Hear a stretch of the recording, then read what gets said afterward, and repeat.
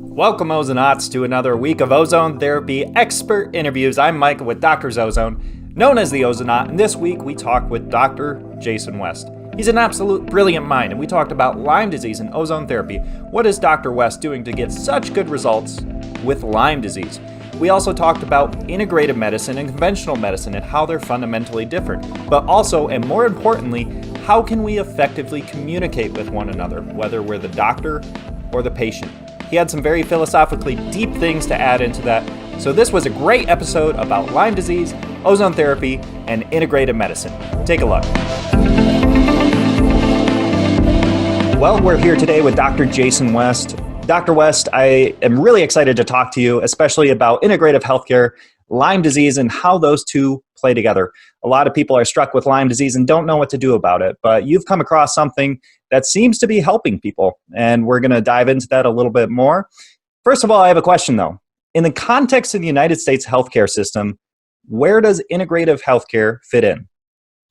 Well, I think it's fitting in a bigger and bigger slice. I've been in practice 20 years this year, and when I first started practice, it was fascinating because what we do all of the time is now becoming more and more mainstream. Matter of fact, I was in the airport last week, and I was going past the bookstore, and there was a Time article, maybe you've seen this already, that says alternative medicine is mainstream, and traditional is more alternative.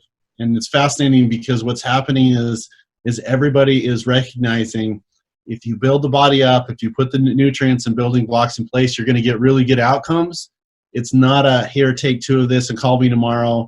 The magic pill syndrome, I think, is really starting to fade away from consciousness. I mean, it's stuck in that baby boomer generation, but the millennial generation isn't following that at all. And so in our office, we have traditional medicine, we have alternative medicine, we have acupuncture, we have chiropractic, and the goal for that is to provide the sweet spot for the patient. And I think you're seeing more and more, and that's what I would call integrative medicine. You want to take the least invasive, least costly procedure first, and then what you want to do is you want to build on that until you get the patient better. And matter of fact, in our office, we have a doctor's promise that we don't care who gets the credit as long as the patient gets better. And I think that's the direction of healthcare. And in another 10, 15 years, I think you're going to have, that's going to be the norm instead of kind of the outlier. That's really exciting. I think there is a big push towards natural treatments, towards organic food, towards integrative healthcare, and for good cause. It's because the work speaks for itself, and people are starting to recognize that. So what results should a patient expect with integrative medicine? Well, the answer to that is where do they fit on the spectrum? I mean, if death is over here and perfect health is over here, one of the things you have to do in the office is where's the patient? You know, they have one foot in the grave.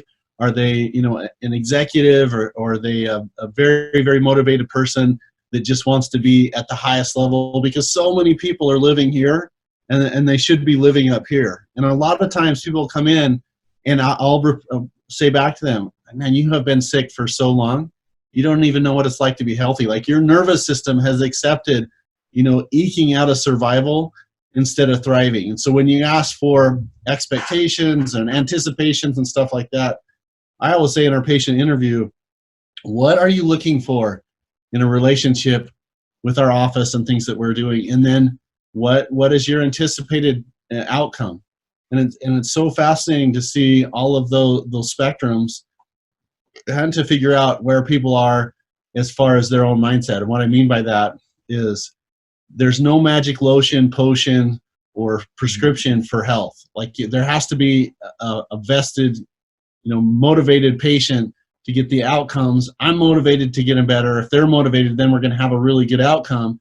And as we start putting people back together, and I don't want to denigrate or devalue the services we provide, but really what we do is we do Humpty Dumpty medicine. What I mean by that is the nursery rhyme, you fall off the wall, you're in pieces, and our goal is to put you back together. And so as we start putting back together, a lot of times people will say, man, I just did not know what it's like to feel good. Mm-hmm. And if you get everything in balance and harmony, I have doctors. I had a doctor in Louisiana call not too long ago. I had a Lyme patient that came out here, spent 2 weeks with us, had a really nice improvement, went home for, I think, 8 weeks, then came back for a week and was dramatically better. Her doctor called and said, okay, what are you doing? I've been treating this patient and I haven't seen the really good outlet. And what my response was to that was, well, you just got to treat the patient. There's no magic protocol for Lyme or multiple sclerosis or any of these, fibromyalgia. What the outcome is, or what the treatment is treat the patient, balance everything, and then you'll see the changes in the patient's presentation. Yeah, and I think I heard you talk about before how we often define medicine and good health as the absence of symptoms. So a lot of people are like, well, I'm healthy as long as there's not these negative symptoms. And we can be like a frog in boiling water. You are degrading in your cognitive function, you are degrading in your energy, but you're just not realizing it. And so it's that approach that we need to take, which is you need to make those lifestyle changes that are necessary. It's a difficult thing to do, but it's necessary. It's one of those things that you can't afford not to do. But one of the things that I've noticed is that there seems to be criticism on each side of the integrative healthcare system and the conventional healthcare system of each other. So it seems like that's the case. How would you describe the relationship between integrative medicine and allopathic or standard medicine? Well, it's interesting because certainly in my dad's generation, when my dad was a physician, his feeling was basically that you're the new kid on the block. You have to, look better. You have to have better notes. You have to have better presentation because everything is going to be questioned. And it was almost, it was very adversarial or us against them type mentality. Yeah. And then certainly it just depends on the healthcare provider. I sent a patient into the medical system that really needed some help and some a medical workup. And so I referred him to the doctor, and the doctor said to the patient, "What got you here?" And the patient said, "Well, Dr. West sent me over here." And he said, "What did that crazy guy tell you to do?" And the patient said, "He told me to come here."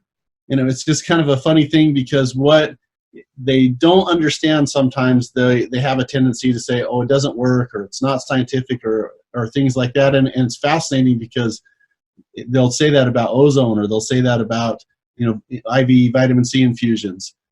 But not all providers are like that. There are some really good people in across the spectrum in healthcare on both sides that really just want to get people better.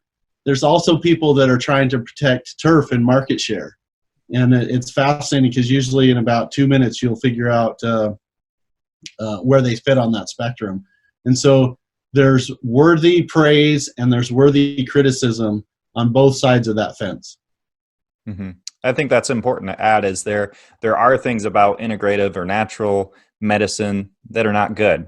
Sometimes we're trying to repeat the take 2 pills by mouth per day rather than really approach it from what it's meant to be, which is a lifestyle change. So if you were advising a practitioner on how to better an integrated practitioner on how to better communicate with a allopathic or conventional practitioner, what would you recommend to them? Well, this is fascinating because I want to speak out of both sides of my mouth at the same time. So the first thing I would say about communication is to not be really concerned about how you're perceived in your community or the alternative or medical community, but really just focus on patient outcomes. And that doesn't mean that you want to be a maverick or you want to be closed off or anything like that. But man, my loyalty and responsibility is to the patient. Like, I need to get them better. That being said, I have found it to be some really fulfilling relationships when you make a note. If someone asks for your records, if you make a note and saying, hey, here's the rationale of what I was trying to do with this patient, or this is what our system is. And sometimes it's well received and sometimes it's not. And so you just have to have that armor on your system that I'm going to send this note, or this doctor is looking for direction or considerations for the patient care, and you give it to them in the most professional manner as possible. And then what happens. And sometimes they'll call you and say, wow, this is fascinating. I need to know more about this. And sometimes they'll tell the patient, Micah is crazy. He was giving you oxidative medicine. Why would someone do that? And so it's just fascinating. You never know what response you're going to get. And so the first thing I would tell to a practitioner, you're really comfortable in who you are and what you're trying to do, and then let the chips fall where they may. I really like that. I haven't heard somebody describe it like that before. Grab the common ground. There was a doctor I was talking to a while ago. We got on the subject of sports, and I, kind of said, well, I'm not super into sports. I don't really follow it. I used to, but kind of had, with kids in life and other things, I just kind of quit following. And he said, yeah, I'm not either, but it's a great common ground. So no matter where I go in the country, I can usually talk with somebody about sports. And so I think you need to grab those common grounds because people want to see that you're like them in some way. So the common ground in this instance is the improvement of the patient, which I think everybody can respect that. Whereas if you're going on the grounds of my ego, what I know versus you, you're going to get burned and you're going to feel hurt about it. So I really like that. I think that's phenomenal advice. So I've heard you talk about less invasive and less expensive options as a first line of defense. Can you explain why you think that's important? Well, I think just going back to, basic physiology is this. Balanced people, they don't get sick and they don't get symptoms. And we were talking about, health, and a lot of times people will define health as, okay, I don't have a disease. I really like the World Health Organization is that health is the complete emotional, physical, and symptom freeing, not necessarily the absence of a disease or the complete state of emotional and physical well-being. Mm-hmm. And I love that definition because if you get people balanced and in their physiology, you put building blocks into their system, then good things happen. And usually you can do that with, number one, again, lifestyle. And lifestyle is such a big thing because it's literally getting people to change their diets is like getting them to change religions. I mean, you get dialed into, hey, this is how I eat, or this is how I grew up eating and stuff like that. I mean, perfect case in point, I had a patient come in really struggling with kidneys, overall, classic fibromyalgia symptoms. And I was asking about what is your liquid intake? And they started saying, well, I have soda and I have Kool-Aid. And I'm like, okay, well, that's, how are you going to detoxify that stuff? Well, where they grew up was in a swampy area and the groundwater was 6 inches or something like that. The water wasn't healthy. And so their natural adaptation for their family was they didn't drink water because it wasn't healthy. So it was always some type of, juice or Kool-Aid or soda, etc. And here they are 60 years later. I want to say the patient was 61. And for me to say, hey, drink water, they immediately associate that with unhealthy swamp water. And I'm like, no, you just don't have enough to detoxify. I think a good rule of thumb is for every soda that you drink, you should drink 2 things of water to detoxify the one thing of acid that you were taking. So balance and harmony, lifestyle, what you're putting into your body, your relationships, your mental focus. When I first started practice, I thought all of this stuff about mind and it was just that's just way out there. And now I'm recognizing it's like the single most important thing. Do people want to get better? How are their energies? How are their emotional states? And then put a lifestyle around it with good building blocks. And you can solve a lot of huge health problems with the easiest, least costly thing first, which is good food, good air, good water, a good supplement program based on blood chemistry analysis, oxygen, ozone, hydrogen peroxide, vitamin infusions, vitamin injections, and you can get a ton of people better. For people who are making big lifestyle changes and are successful with it long term, what kind of things do you typically see with those patients? Like, what do they do to get that lifestyle change to happen in their life? Because everybody wants it, right? They want to be healthy. And they're hearing from you like, oh, well, you have to eat this, that, and the other. You have to eat your broccoli or whatever. But to them, it's like, it's difficult to enact that on a daily basis. So what are these patients doing to make that happen? Well, it's tools and framework is really what it is. Because like you said, broccoli is a fantastic thing to eat. Some people, like it. A lot of people don't like it. And so what you need to do is you got to avoid food fatigue. That's the biggest thing. So you give people the tools. The biggest tool is knowledge. What you're putting in your system definitely has an effect on you. What you're thinking, your relationships are enormous. Your energy level is huge. And that means, when we get up in the morning, we have lots of energy. We're all committed to, hey, I'm going to follow the basics of health. I'm going to take really good care of myself. Then as we start to lose energy throughout the day, it's like, man, I got to get something to help me. I need an energy drink. I need a Coca-Cola. I need a donut. Hey, I'm just going past a fast food place. So if we keep our energies high, then we can really withstand those, temptations or deviations from optimal health. When I keep saying tools and framework, if you give people options of this is what I should eat, and then here is a mechanism, a recipe, or a shopping list to make the food taste good, then you've got an avenue or mechanism moving forward to keep them that way. If you don't provide any tools and framework, what happens is people say, I had steak and I had steamed broccoli on Monday. I had chicken and steamed broccoli on Tuesday. I had turkey and steamed broccoli on Wednesday. If I eat any more steamed broccoli, like I'm going to throw something at the wall. And so it's really, I think avoiding food fatigue is the biggest single step in helping people change lifestyle. Because if you can get people to eat better and it tastes good, then you've won the biggest part of the battle. Mm-hmm. And there's a fantastic book that I just started reading on changing your habits called Atomic Habits. One of the things he comments on that book is if there's a smoker, somebody who is trying to quit smoking and somebody offers them a cigarette, if he says, no, I don't want a cigarette, is much different from I'm not a smoker. One is an action and one is an identity. So I think for people with healthcare, one of the things that I've learned from this book is start to identify yourself as a person who is healthy. What does a healthy person do? And as you start to make those actions, that identity starts to sink deeper. So I think that was a really cool book. And I like what you're saying too. It's really important just to understand how you can cook this food, how you can implement it into your daily life.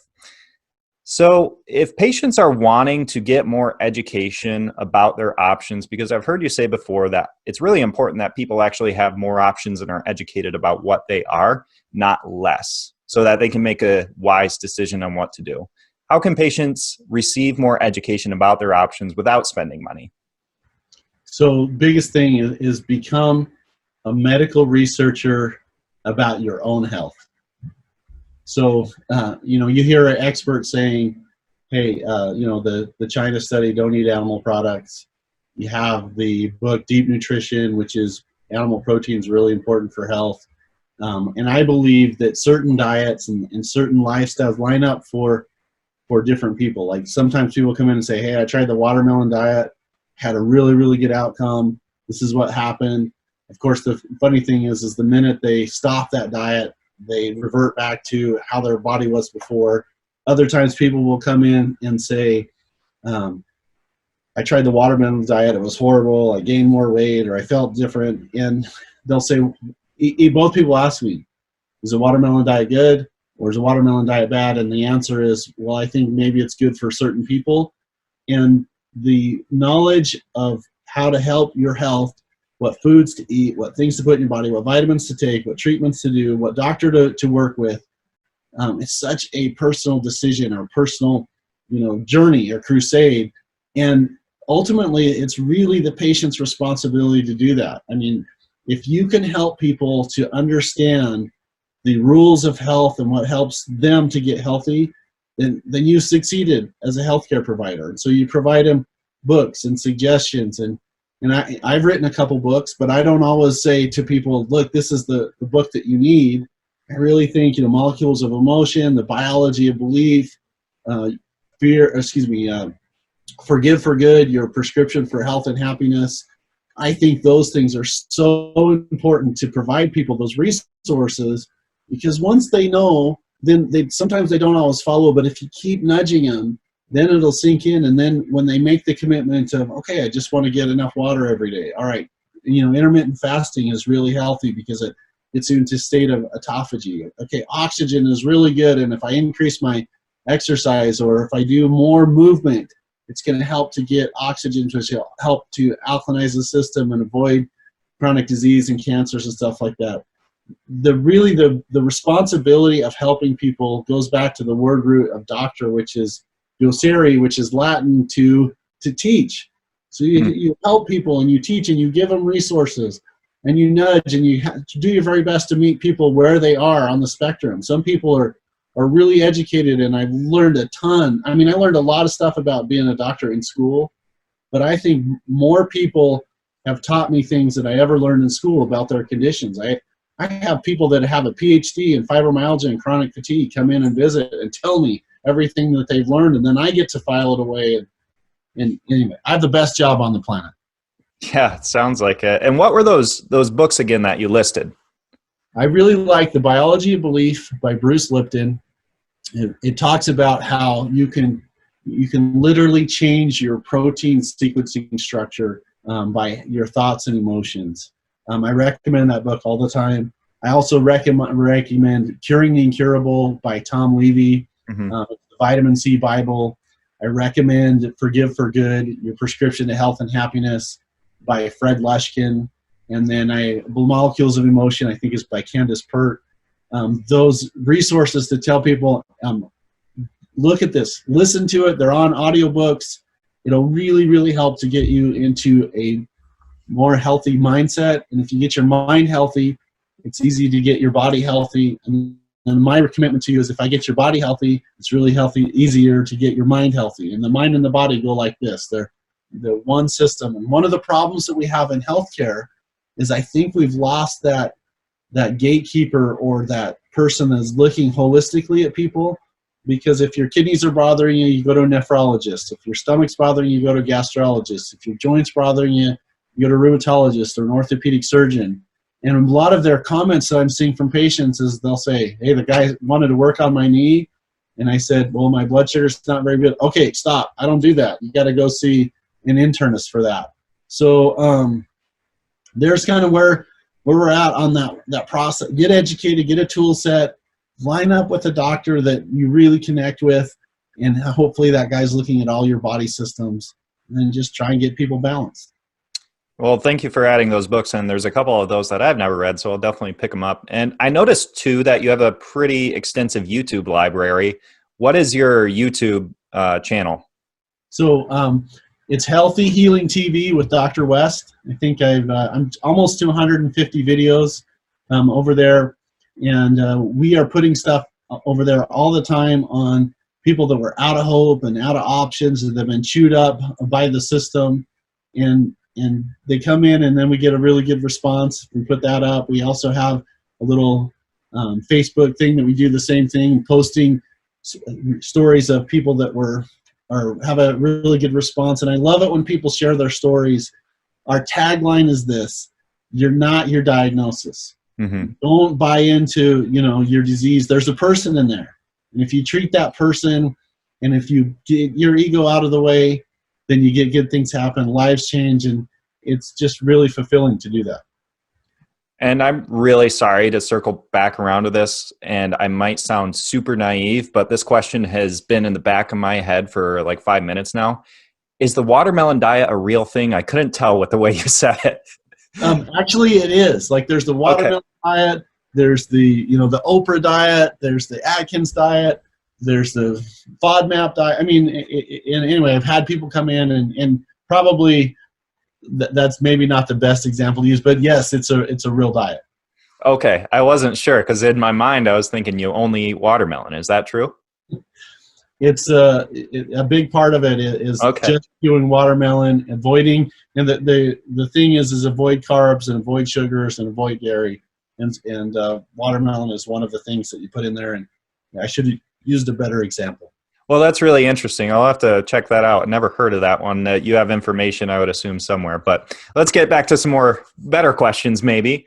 What are you primarily treating at your clinic? Anything that is not a medical emergency, a heart attack, or a baby delivery is what we treat.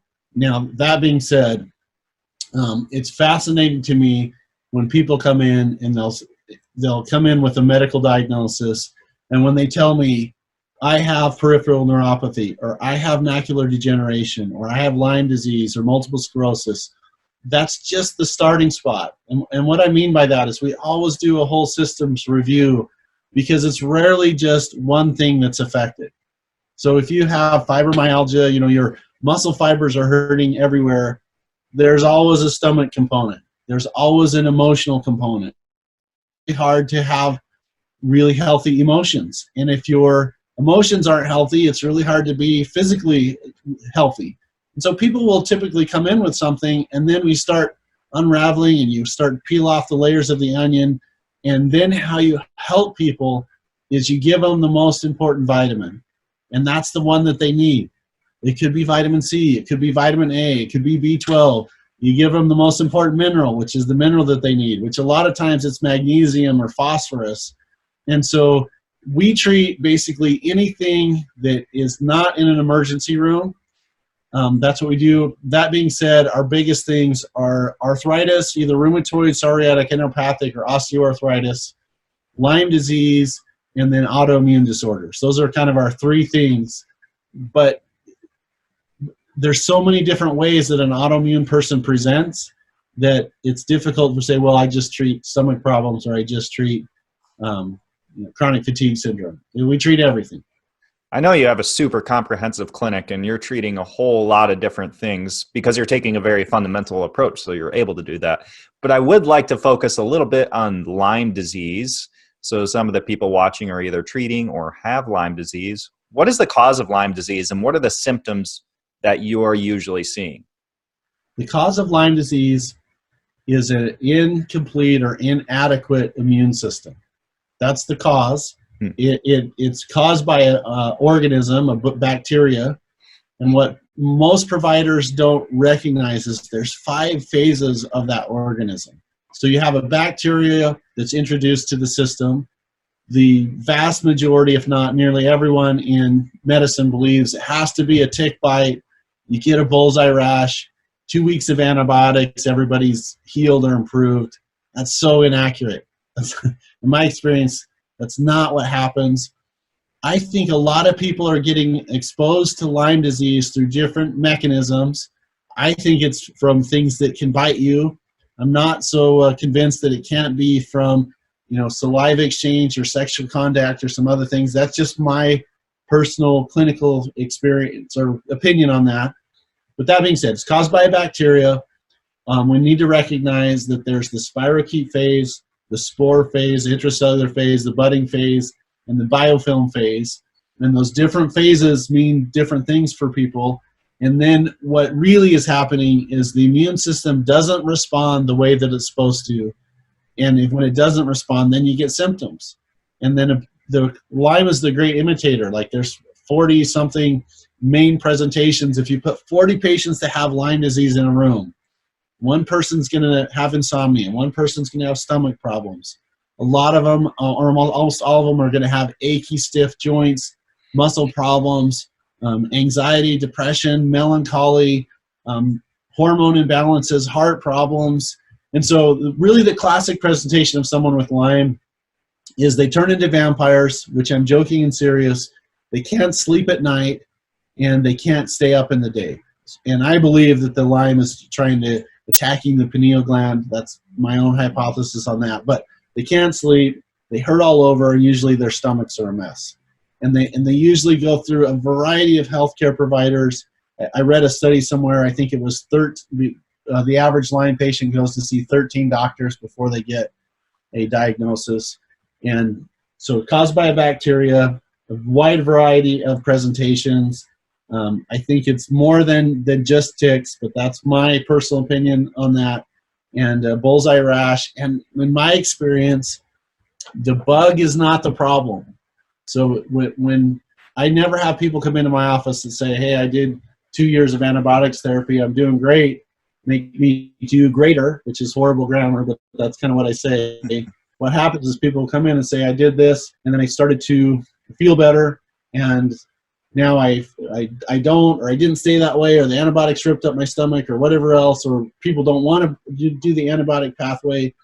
And then you got to fix the immune system. If you fix the immune system, then you can get people to normal. You can get them to optimal health.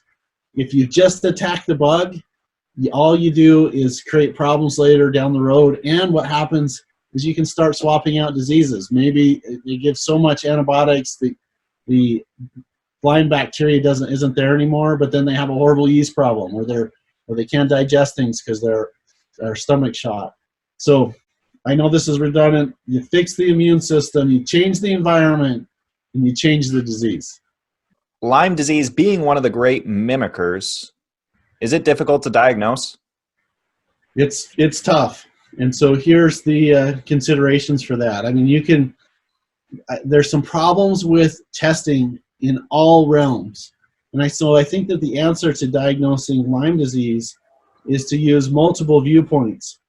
History of exposure. Where have they lived? Have they been around ticks? Even the CDC said the best way to diagnose Lyme disease is basically the patient history. Have they been in tick area? Do they have a bullseye rash? Then you can start doing, traditional blood tests. A Western blot test, I think, is the most accurate medicine one, which I don't think is that accurate, but I think you can do a CD57 to see how the body's responding. You can look at your white blood cell count and in your auto differentiation. What is the neutrophil count, the lymphocyte count, and help start developing a profile. And then you can do and now I'm having a brain squeeze. There's a hygienics test. That's what I was looking for. Mm-hmm. And then we do a research project in our office where we enlist people into researching their own health, and we do a research project doing some medical microscopy and live cell analysis. And I don't think it's good to diagnose off any one single thing, but when you take the whole complete picture, now you can help people to get to a diagnosis. The tough part about running a diagnosis is you don't want people to become their disease, because you don't want them to say, I don't want you to assume the Lyme disease, I don't know if victim mentality is the right word, because I don't want to say that either, but you want to tell people, look, if we help your immune system, if we get you balanced, we put the things in your body that you need, we turn on the immune system, we get the environment to change, the disease will disappear. Yeah, I think it can be pretty demoralizing for people, so they start to relate to, oh, I'm a Lyme patient now, rather than I'm father, husband, entrepreneur, whatever it is, and that's a difficult thing to do and step above, but I think it's super important.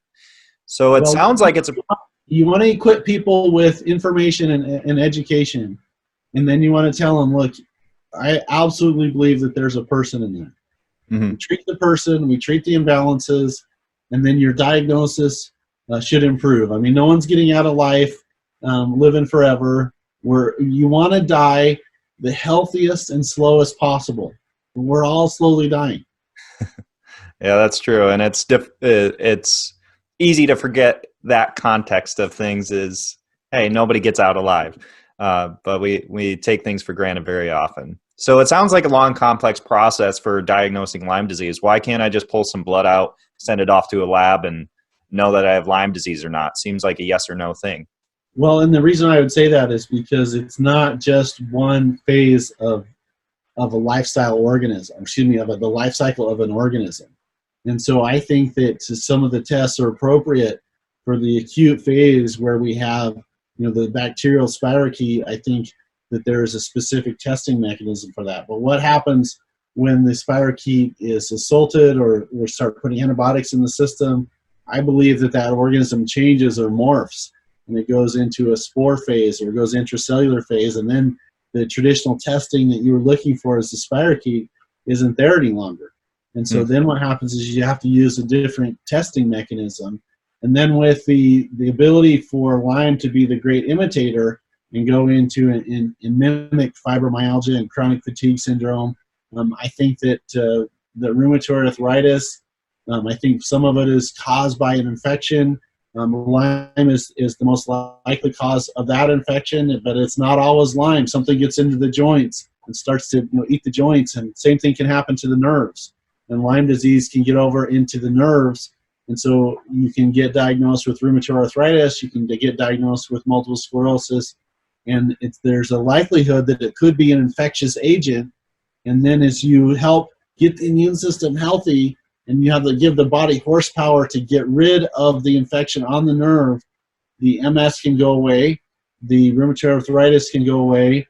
The difficulty with those is if there's been organ damage, if we get the swelling and the deformity in the joint, like if that deformity isn't going to go away, but you can get the RA counts to literally go to normal. It's the same thing with MS. If you can get to people early on MS, I think you have a really good opportunity. If you get a bunch of scar tissue and stuff on the nerves, I think you can get the MS to be stable, but sometimes you can't make people completely how they were before they had the disease onset. So if I had Lyme disease and I decide that I just want to go into my local conventional clinic, what options would they give me for treating Lyme disease? Well, hopefully it's an open-minded clinic and that they can be willing to get some patient feedback, because I've had people say, look, I went into my clinic and I wanted them to test for Lyme disease, and the doctor said, well, we don't have that here, or I don't believe in that, or you don't have it, and they don't do the testing. Now, it's a little bit surprising to me, because my mindset as a healthcare provider is the person that knows more about health is the patient, because they're experiencing everything. So I want to be engaged with them and help to solve whatever concern. And so when people come in and say, hey, what about this test, or what about this treatment? My first response is, okay, tell me how you came across it, and then how I can help you to go through that pathway, and let's rule it in or rule it out. And then if it's a treatment, did you perceive benefit, and you perceive benefit? Anyway, so if you said, hey, I wonder if I have Lyme disease, I would go into the office and I would say, can you evaluate my immune system? Can we do a complete blood cell count with auto differentiation? Let's evaluate my organ system. Let's do a complete metabolic panel. And then I would ask for a Western blot specifically for Lyme disease. That's where I would start. If the clinic is inclined to do that, another consideration is to ask for a CD57 test. But I think the accepted standard for the beginning of that process is to do a Western blot test for Lyme disease. I would ask for that first, and then you need someone that can interpret the test, that knows what they're looking for, because I have a lot of times people come in the office and say, look, my doctor said my tests were fine, and then I look at it and I'm like, wow, there's a lot of things that are optimal and you are not fine. Here's what's wrong. Mm-hmm. And I think it's substantial too that you mentioned that Lyme disease is a poor immune system, or that's the cause of it, because if you have a good immune system, you kick the Lyme disease in the teeth and it's not a problem for you. So it seems a little bit strange that doxycycline is the standard procedure, or one of the top things that is applied to a patient with Lyme disease. Outside of doxycycline, are there other things that people can get from conventional care? Well, how I would answer that is to say we got to go back in medical history. We got to go back and look at where this deviation from a kind of a common pathway occurs. So it goes back to Beauchamp and Pasteur. So here's two medical providers back in France, and one of them said it's the bug, which is Pasteur.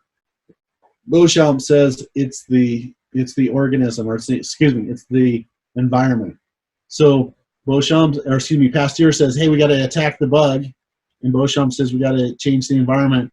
Pasteur was a better marketer, and so that's kind of the medical approach is, let's kill the bug by using doxycycline or rosafin, and then they start circulating through different types of antimicrobials. And so when we start talking about the approach to Lyme, my approach is, okay, let's see what we can do to get your immune system healthy, because your immune system can basically beat the disease. Mm-hmm. If we try and just kill the bug, well, the reason why the bug's in there is because the body wasn't acting right. And so 2 weeks of doxycycline or a year of doxycycline I just think is not the best approach for Lyme disease. And then I'll say this. No one knows everything. No one has a 100% treatment record for any specifically disease or disorder. And so I'm totally open-minded to the fact that there's Lyme clinics that are using that approach. And I read stories online, and people are getting better. I also read people that aren't getting better. It kind of goes back to that diet principle. Some people are really going to respond to one treatment mechanism, other people to another treatment mechanism. And all I care is the patient gets better. So if I've got spoken at conferences, and I've had people come up and say, hey, I did this pathway and I'm totally better, and why didn't you talk about it? And my response is, I'm so happy for you. I'm glad that you're better. That's all that matters. My experience has led me down to this treatment idea or treatment consideration, and whatever the patient does to get better, fantastic. That's what you should be doing. But the doxycycline approach is just not the way that I approach it. I just think that it's a whole body breakdown and immune system deficiency that allows the Lyme to flourish.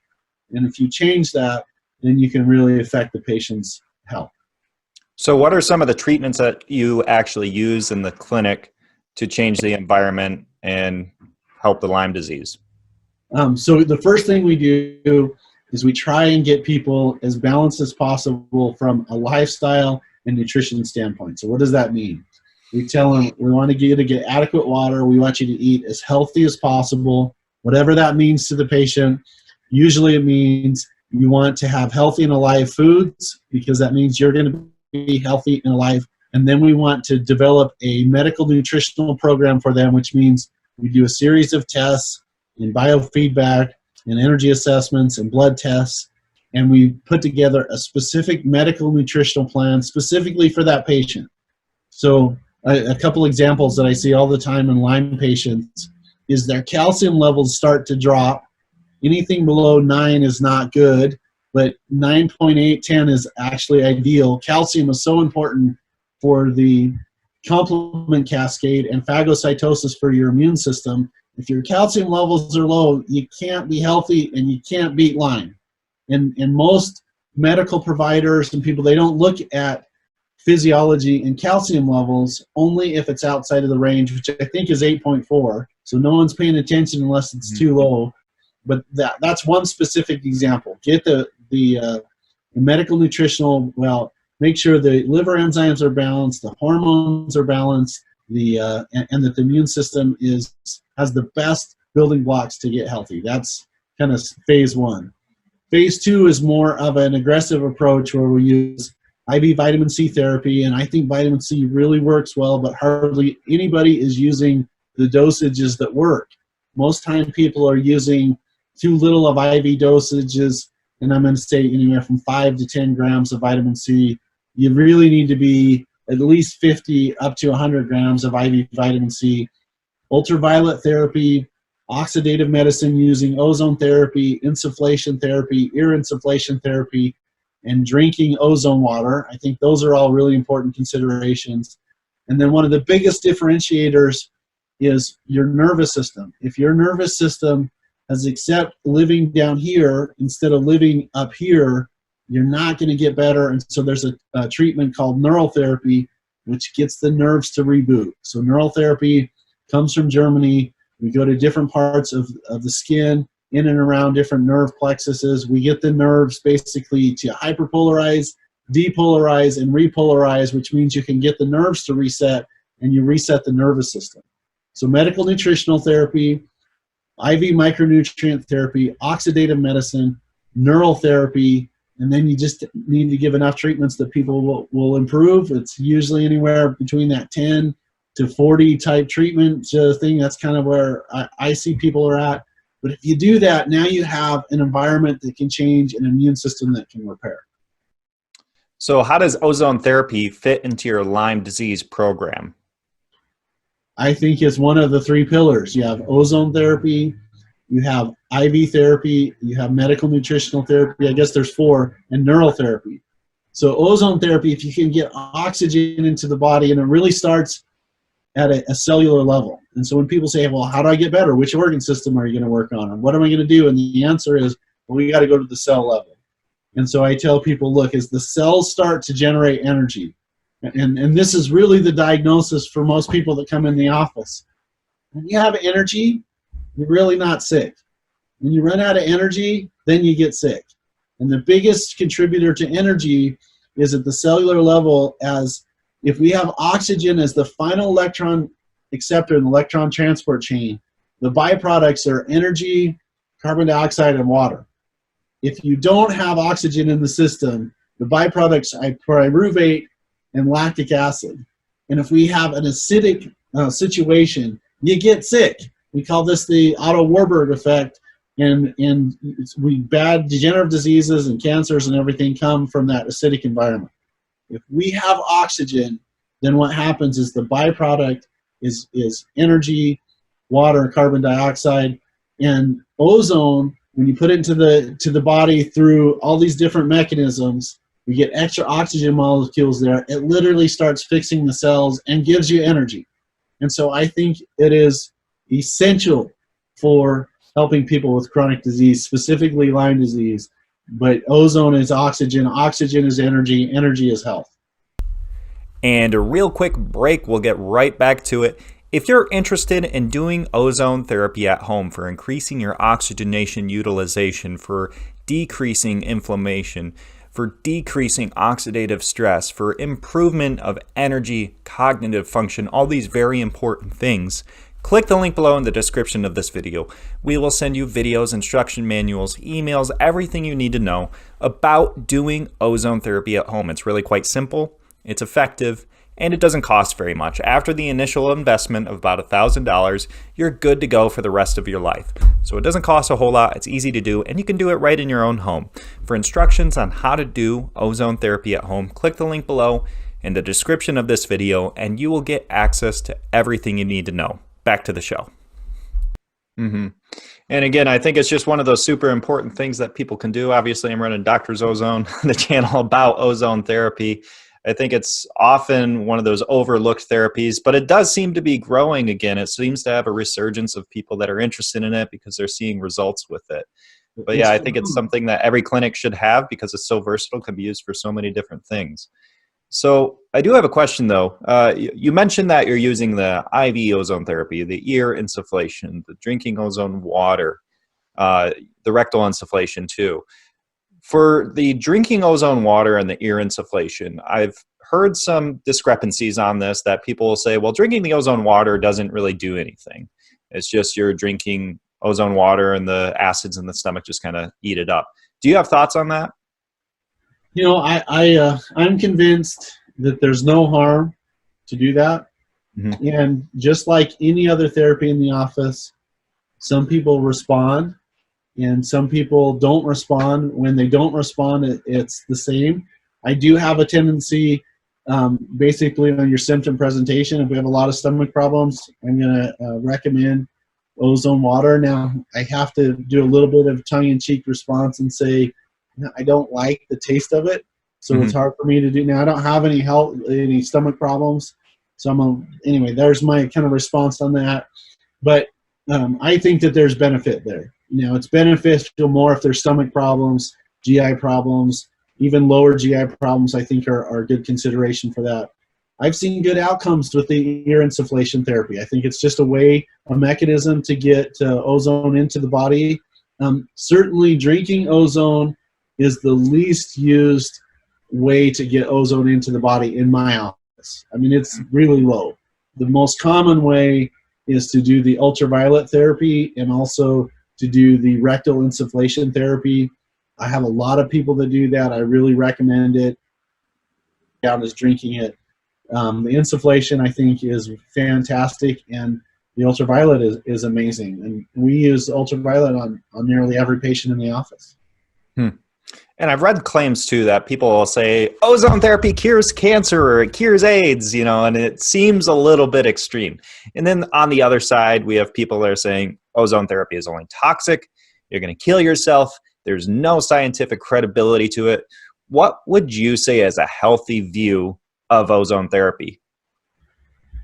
Well, your examples is one here and one is here. Mm-hmm. And the response to that is to say, look, this is what I see from a clinical perspective. I give people oxidative medicine, and I almost always see improvement. Am I going to go out there and say that ozone cures cancer or gets rid of the AIDS virus? And the response is no. I haven't seen it. Now, AIDS is not something that I really seeing any. I don't treat that per se. Mm-hmm. I have a lot of patients that are doing what I call cancer support therapies, which is they're using a combination of alternative and traditional medicine to try and beat what's happening, their physiology. But that being said, I believe that there is unbelievable evidence for the efficacy of ozone. When you look at Bochy's work on ozone, the new medical drug. You look at Sylvia Menendez's work, where she's got 80 peer-reviewed published papers, mainly on insufflation therapy. I just have a stack of ozone articles, and when people say that there's no scientific evidence, I just don't think they're looking or they're educated or aware of ozone therapies. And so it's not a quackery, and it's not a fix-all for everything. Mm-hmm. But man, is it sure a nice tool. Yeah, and I think that is a good approach to it, is like, hey, we see some great clinical evidence, there's great scientific credibility to it, it's a growing thing, and it can be used for a lot of different stuff, although it might not be the cure for cancer, and it's probably not even the cure for Lyme disease. I mean, if you don't have your lifestyle in place, can you do ozone alone and get treatment of Lyme disease and reversal of the symptoms? You can't. It has to be a multifaceted approach. Lifestyle, vitamin infusion treatments, oral vitamin nutrients, getting your emotions balanced, resetting the nervous system, getting ozone therapy. I think they're all important. You can't take away one and have it not affect the other. So assuming that people are doing the other phases and the other things that you're supposing they should do, what type of results would do you typically see a patient have once they start implementing the ozone therapies? And it might be difficult to filter that out, but to the best of your ability. Everybody responds differently.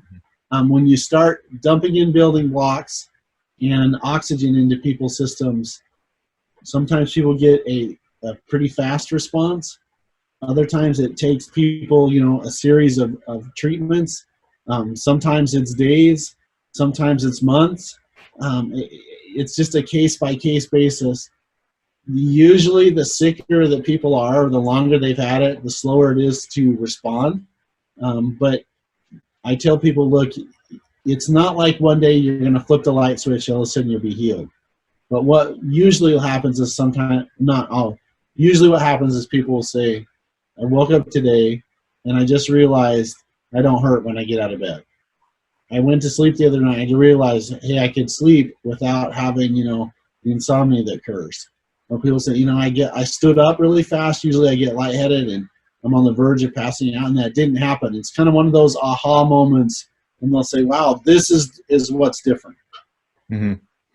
When I used to be a coach for Olympic weightlifting, and one of the things I would always recommend, not the Olympics, but the sport Olympic weightlifting, and one of the things I would always recommend to people is take a journal out, write down the things that you kind of just vaguely, the things you eat on a daily basis, and then at the end do a scale of 1 to 10 on how you're feeling and some basic notes. And over time, what you'll see is some trends. Oh, this week I was feeling pretty good. I had 7, 8, 9. For 5 days in a row, when I'm usually feeling like a 3 or a 4. And what they would start to do is gain intelligence into what they were doing that would help them to improve. I think those subjective markers are super important for your own knowledge of it too, because you'll see the improvement without realizing it. You might go from a 3 to a 7 if you're not paying attention to it. But over time, you'll start to notice that trend of, wow, I'm feeling a lot better than I was a few months ago or a year ago. So I think that can be really helpful for people. Do you have patients do ozone therapy at home for Lyme disease and some of the other things you're seeing? I do, and I like it when people take it home. I like it when they get a home unit and they do insufflation therapy and they do ear ozone therapy. And I think it builds up on their treatment plan that we can do inside the office. Real quick, we're going to take a short break and we'll get right back to the show. Do you want to do ozone therapy at home? This is a question to you. If you would like to improve your cognitive function, your energy levels, decrease inflammation, improve your immune system, click the link below in the description of this video because it will show you how to do ozone therapy right in your home. It's really easy to do. It doesn't cost much. After about $1,000 of an initial investment, you're good to go for the rest of your life. And it's pretty effective, as Dr. West has been saying. So click the link below in the description of this video and you will get access. So we've covered a lot of topics today. We covered integrated medicine. We covered Lyme disease, some of the things you do for that, for diagnosing and treating it. If people want to come to your clinic and get treatment, how can they do that? So the best way to do it is go to our website, westcliniconline.com. We also have a lot of social media channels, YouTube and stuff like that. But the best way, go to westcliniconline.com, contact the office. The number is 208-232-3216. Or if you want to jump right to the front of the line, contact my patient care coordinator, Jody, Jodi, at westcliniconline.com. She's the coordinator that helps us put everything together. But the website is the best, westcliniconline.com. Well, you've given us a lot of fantastic information today. I really appreciate it. You're enabling people to take control of their health, and we need that. So thank you for your time today, Dr. Jason West. Really appreciate it, and I look forward to more in the future. Thanks, Micah. We'll see you later.